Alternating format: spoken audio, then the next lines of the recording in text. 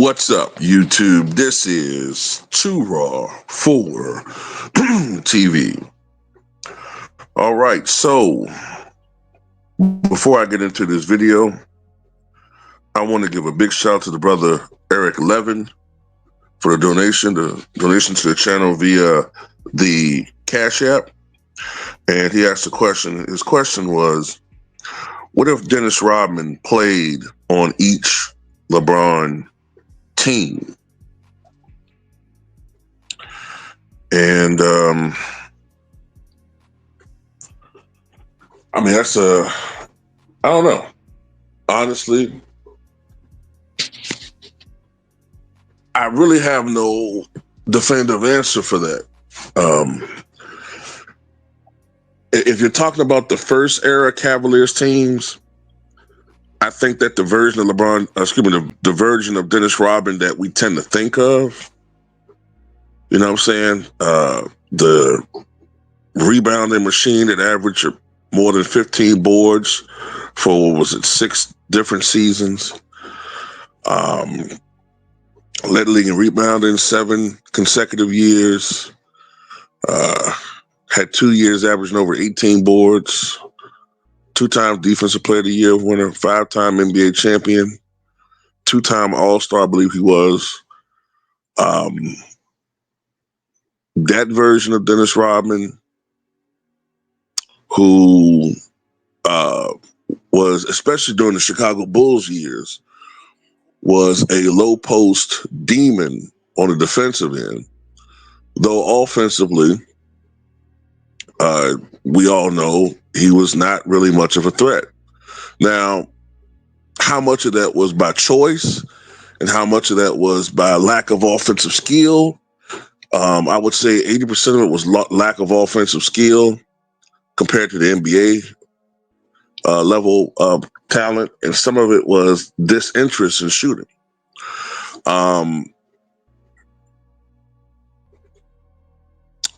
Even though Dennis Rodman, I'm gonna tell you something I did notice about Dennis though.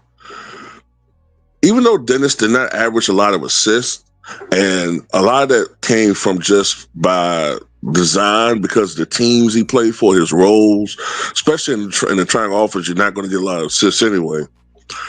But I noticed that when I did see his passing, it was really good. He was a really, really good passer, and he had a high basketball IQ. And, despite all the antics and all the other things, he was a really, really good basketball player. Now, he only shot 23% from 3. Then again, he barely took threes.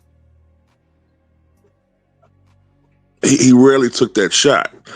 And I've said before that I noticed that the players who were terrible three-point shooters who became better three-point shooters, the years in which they shot better as far as from 3 was the years when they took more of those shots and they implement more of it into their game. And when I watched Dennis, when he would get into a rhythm, the few times I would see him get into a rhythm shooting threes, and I mean a few times, maybe 2 or 3 games, he seemed to have a good form. You know what I'm saying? So I think it's if he played past 2010, I think he actually would fit in the NBA. I'm not saying he would average 20 points a game. I'm not delusional like that. No, I'm not saying that. But I could see him maybe getting up to 30% from 3. I could see that. 30, 31%. I still don't think he'll be a great shooter. Then again, I don't know. The reason why I limit him as far as his shooting is because he was never a great free throw shooter. And usually, bad free throw shooters are not good three-point shooters, though there are some exceptions. One guy that was an exception that I can recall that was never a great free throw shooter but was a good three-point shooter was Bruce Bowen. If I remember correctly, Bruce Bowen was a bad to, at best, below average free throw shooter who could be an accurate three-point shooter, though most of his threes, or a good percentage of his threes, came from corners. So I put it to you like this. I think if he played on those initial Cavalier teams, he would play similar to how he played in his initial career because it was closer to that era. Maybe a few more shots from outside. Maybe you would see some more implementation of small ball as the game was evolving, but it would be closer to what we see in the 90s. I think the team that he would fit on the best that LeBron played on would be those Miami teams, because essentially that's when the league was starting to transition to more small ball and the floor is being stretched out more. But in Miami, you would have more or less had Dennis Rodman playing the five, right? I know he's only 6'7", 6'8", but he's playing the five. This is a league that was starting to become more about switching, right? So he would excel in that. And I think on the floor, you have four other guys who could either shoot or score. With Dennis, you know what I'm saying? Yes, it's not a big team, but he's helping you out as far as defense, and he's giving you something that the Miami Heat lacked when they were winning those titles, and that was rebounding. Because if you recall, one of the only real weakness of those Miami Heat teams was that they were not a great rebounding club. What offset that was offensively, they got very, very good shots. Remember, at their peak, LeBron was shooting 56% from the floor. Wade was shooting 53%. Bosh was shooting over 50%. So they were getting good shot selections. And that offset the fact that they didn't get a lot of attempts. With Dennis Rodman there, you're getting even more. You're getting more offensive attempts. You're getting second and third shot opportunities. So hell, that Miami Heat team might set an NBA record for victories. You know what I'm saying? I know one of them years they went 66-16 with Dennis Rodman there instead of Joel Anthony. I think it was his name, right? Well, shit, maybe you guys go 74-8. I don't know. Just throwing that out there. With the Cleveland teams, some type of variation of that. The Lakers, I don't know. I do know that also Dennis Rodman's antics would fit more into today's climate and culture. He wouldn't be such a sore thumb sticking out. And I think people would just assume that Dennis was on that alphabet trip, you know? And honestly, I think Dennis would be more protected today. Certain things, certain jokes comedians used to make about Dennis back then wouldn't fly today because of the culture and how certain people are protected. Even though Dennis, from what I could tell, most of the time had heterosexual relationships, but still, you know what I'm saying? The perception was there. I actually think the climate of the NBA would be more accepting of him. It'd be more accepting of him. And as far as LeBron is concerned, LeBron is a puss.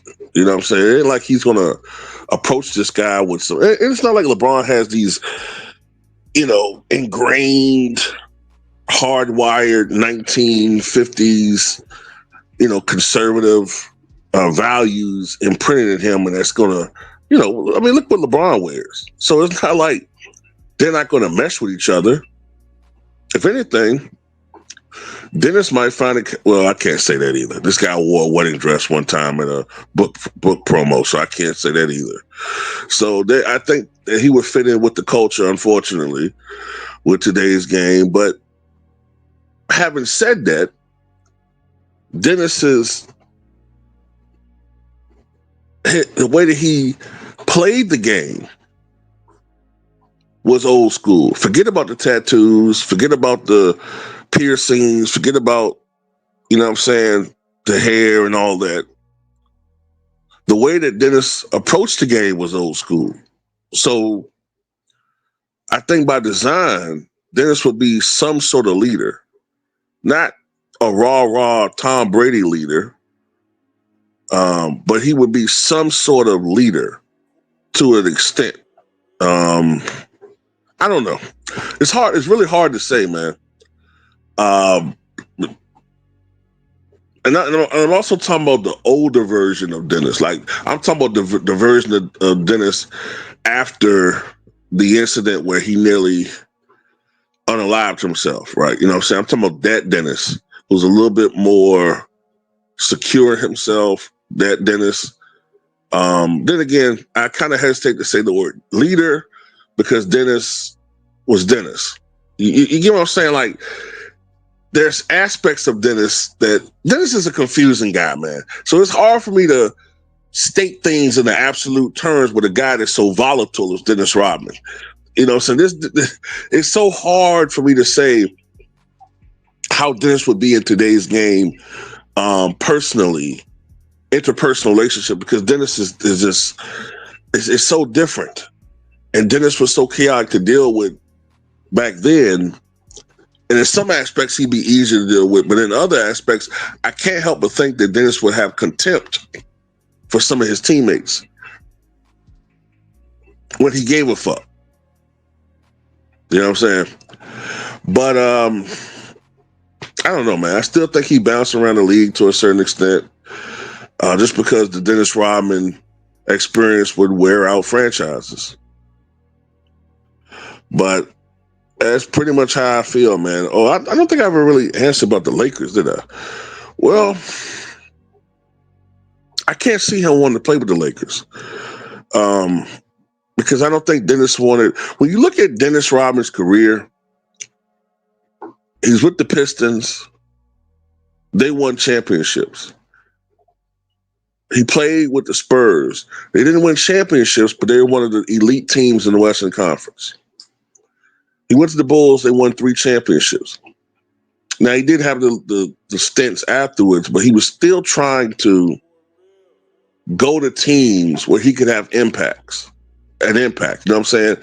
I can't see Dennis wanting to play with the Lakers just for the sake of playing for the Lakers and watching them worship one guy. I don't see it. I can't see him wanting to play with LeBron. If he sees that this is not a serious franchise, he's going to start acting a motherfucking fool. He's going to start having all types of antics. He's going to do everything he can to get traded from that motherfucker. That's what I think is going to happen if he played with the Lakers. But anyway, that's all I got to say about it. Tell me what you guys think.